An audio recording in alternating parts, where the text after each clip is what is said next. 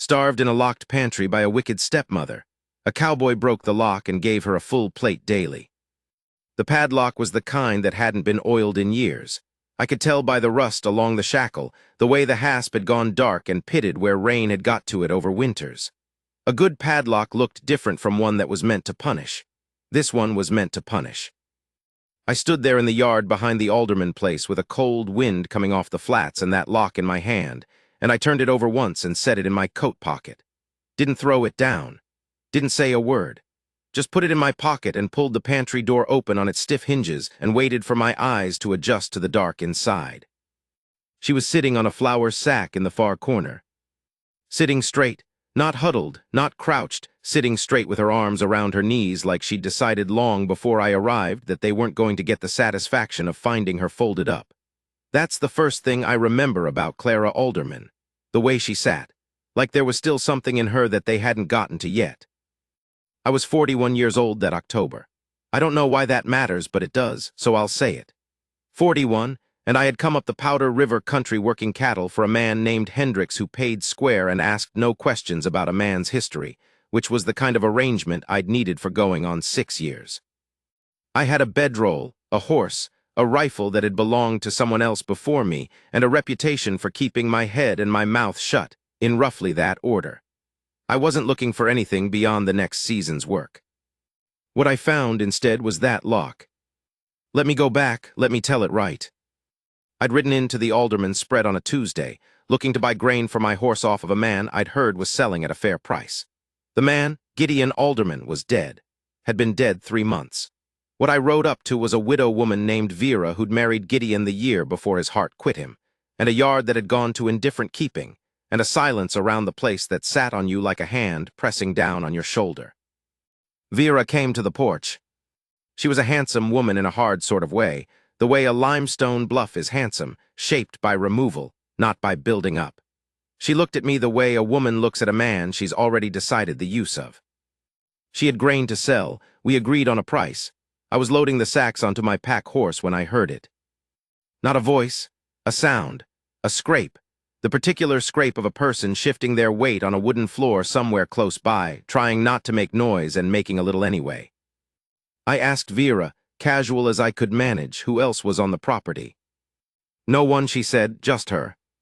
The scrape came from behind the house. I finished loading the grain, I paid her, I thanked her.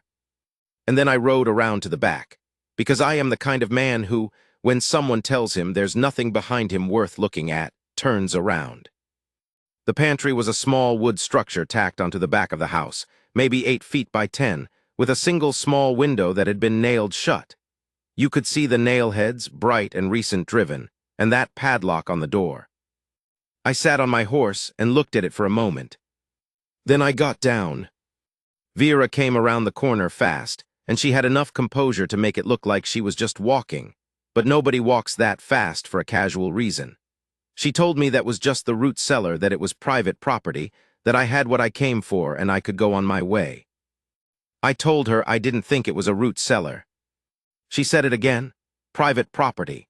Her voice had gone to a particular register I recognized, the register of someone who is used to saying things and having them obeyed, and is only now having the experience of speaking into air. I told her she was right, it was her property, and I was going to open that door. She threatened to send for the sheriff. I said that was a fine idea. I said I'd wait right there for him. I had the hasp off the door frame in about 2 minutes with a pry bar from my pack. The lock itself I didn't bother with. I just pulled the screws. That's when I found her. Clara was 22. I didn't know that then. She looked younger the way a person looks younger when they've been underfed. The skin goes thin and close to the bone, and the eyes look very large in the face. She'd been in that pantry for 11 days. She'd had water from a jug Vera slid under the door every other day, and she'd had enough dried corn and old crackers to keep her from dying, which I believe was Vera's precise calculation. Keep her from dying. That was the floor. There was no ceiling on what else was permitted. I said, "Are you hurt?" She looked at me for a long time before she answered, not assessing whether I was dangerous. I think she was past that kind of assessment, or past having the energy for it, but something else. Like she was deciding whether to still be a person who answered questions. She said, "I can walk." Those were her first words to me. I can walk. I said, good, let's go somewhere you can eat. I want to be honest about what I felt in that moment. Not what a man is supposed to feel, not the thing that makes a clean story, just what was actually in me. It was cold. A cold, particular anger that I'd learned over years to keep very flat and very still inside, the way you keep a fire flat in high wind so it doesn't get away from you. The anger wasn't for show. I didn't need Vera to know it was there. It was enough that it was there. I helped Clara out of that pantry. Her legs were stiff. She didn't take my arm right away. She put her hand on the doorframe first and got her own balance, and then she took my arm. That was a thing I noticed. She was going to stand on her own if she could. She would ask for help when she needed it and not before. Vera was talking the whole time. Vera was telling me that this girl was ungrateful and dangerous and had been locked up for her own good and for the good of the household, and that I had no right, and that Gideon would have wanted. Vera had a story about Gideon and what he would have wanted. I imagined she'd had it ready for some time. I said, Mrs. Alderman, if you're going to send for the sheriff, now would be a good time. If you're not, I'd like you to go inside. She stood there. I turned my back on her and walked Clara to my horse. Now I want to be clear about something. I had no plan. I was a man with a bedroll and a temporary job and no particular place to be. I had not set out that morning to take on any kind of responsibility. I had set out to buy grain. But there was a girl who needed feeding, and I was the man who'd opened the door, and that meant something. That's all it was. Some things you can walk past and some things you can't, and that's not virtue, that's just the shape of who you are. I'd walked past things in my life I shouldn't have. I wasn't going to walk past this one. There was a town 6 miles east called Harmon's Crossing. I knew the woman who ran the boarding house there, a widow named Mrs. Peck who was about 60 years old and sharp as a nail, and not the kind of person who asked unnecessary questions of a man arriving with a half-starved girl on his pack horse. I'd stayed there 2 summers before. She'd remember me. We rode slow.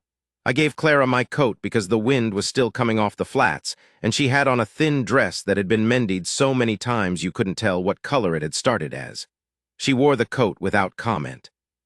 She sat behind me on the horse because it was the only practical arrangement, and after a while I felt her lean against my back. Not much, just a degree or two, not out of affection, I didn't think, but because she was tired and there was something solid to lean against, and she'd been without a solid thing for a while. I didn't say anything about it, I just rode. Mrs. Peck was at the boarding house. She looked at Clara, looked at me, asked one question, is she safe here? I said, from what I know of it, yes. Mrs. Peck nodded and took Clara inside, and I didn't see either of them for 2 hours. When Mrs. Peck came back out, she told me Clara had eaten half a pot of soup and gone to sleep sitting up at the table. She said, what are you going to do? I said I wasn't sure. I had a job to get back to. Mrs. Peck looked at me with the particular expression of a woman who has been watching men talk themselves out of things for 50 years. She said, you opened that door. I said I knew that. She said, then you're not done. I sat in the yard of that boarding house until dark thinking. Then I rode back to Hendrix's camp and told him I was going to need a week, maybe 2, and that I was sorry for the inconvenience. Hendrix was a decent man. He said he'd hold my place if I was back before the end of the month. I went back to Harmon's Crossing. What I did with the next 2 weeks was this. I found out who the county land agent was and who the local attorney was, and I sat in both their offices and laid out what I knew. Clara was Gideon's daughter from his first marriage. Gideon's will, which Vera had told everyone didn't exist, did exist. I know it existed because Clara told me he'd drawn it up, and the attorney knew where it was, and when we went looking, it was there. Gideon had left the property to Clara. All of it. Not to Vera, to Clara. Vera had known this. She'd been running the place for 8 months on the strength of people assuming she was the inheritor and not asking close questions. She'd been trying to starve Clara down to a point where Clara would sign things. Sign over the land. Sign over the stock. Sign over the whole piece to the woman who'd killed her father's first wife's memory and moved in and locked his daughter in a pantry. I won't say it all went smooth after that. It didn't. Vera had friends in town who liked her and had borrowed money from her and were not happy about the arrangement being changed. There were 2 weeks of unpleasantness that included a man coming to the boarding house at night to have what he called a conversation with me, and I had that conversation, and it was brief.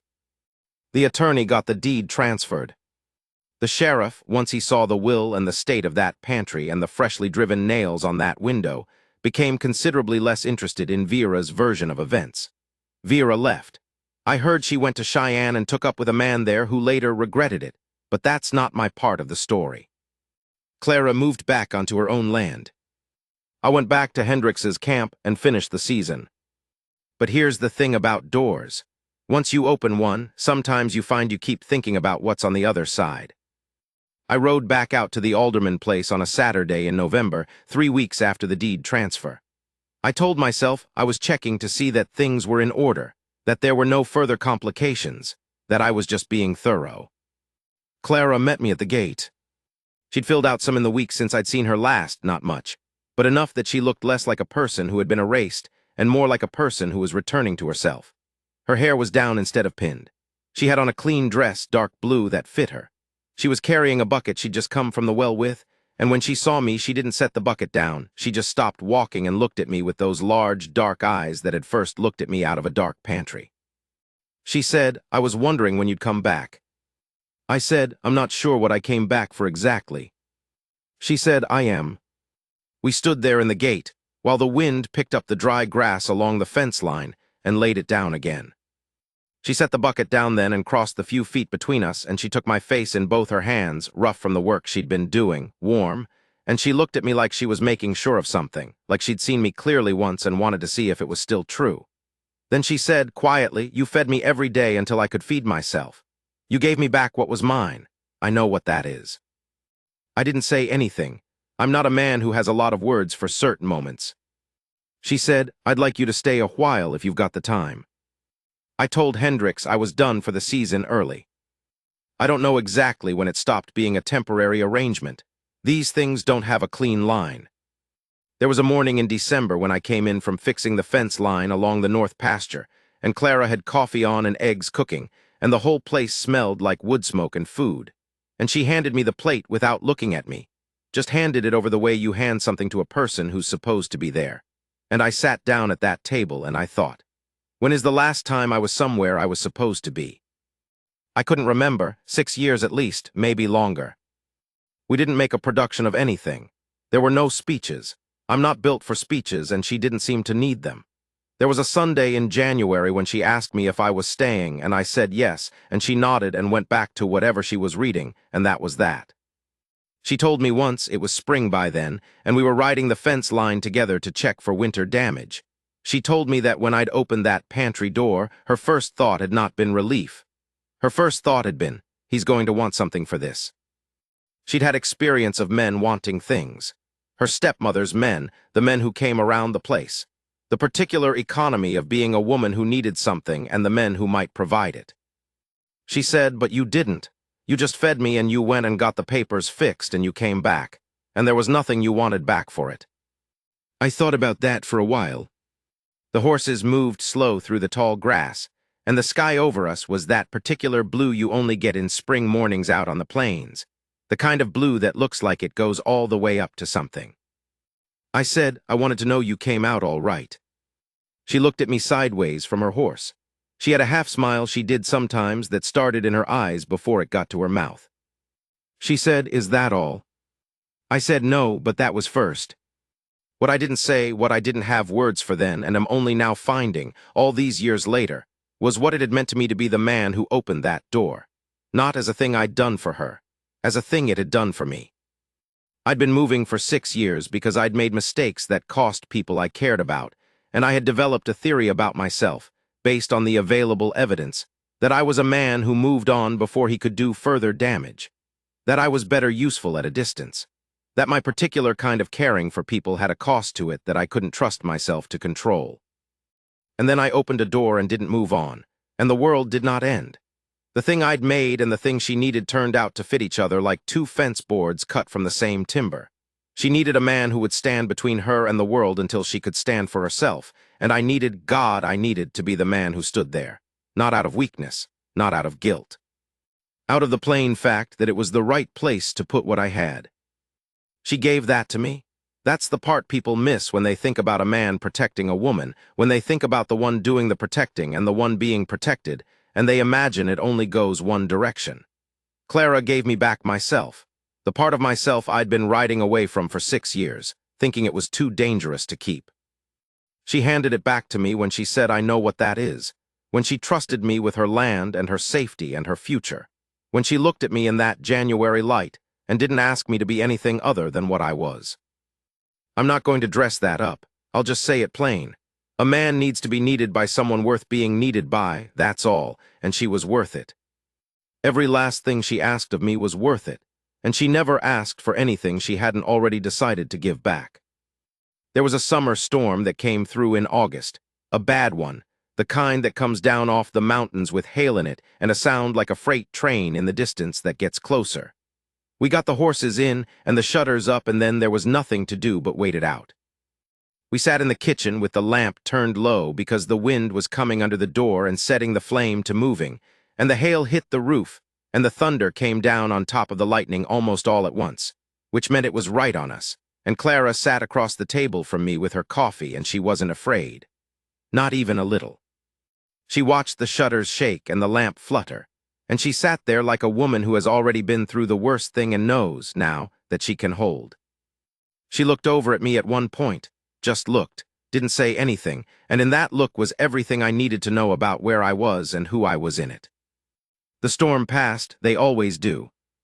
We've been on that land 23 years now. The house is bigger than it was. The stock is better. The north pasture that I repaired piece by piece that first spring is the strongest fence line on the property. Clara runs the books and always has. She's better at it than I am, and neither of us has ever pretended otherwise. And I run the land, and we eat every meal at the same table. There's a pantry off the back of the kitchen. I built it myself, wide door, no lock, deep shelves. Clara keeps it full. That was never discussed between us. It just happened the way certain things happen when two people understand each other without needing to say everything aloud.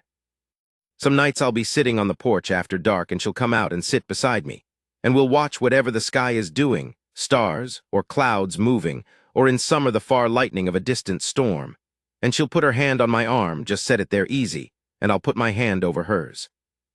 And I think 41 years old, and I rode up to buy grain. I think everything after that, everything that became my life, everything I am now, it was all on the other side of a rusted lock on a pantry door.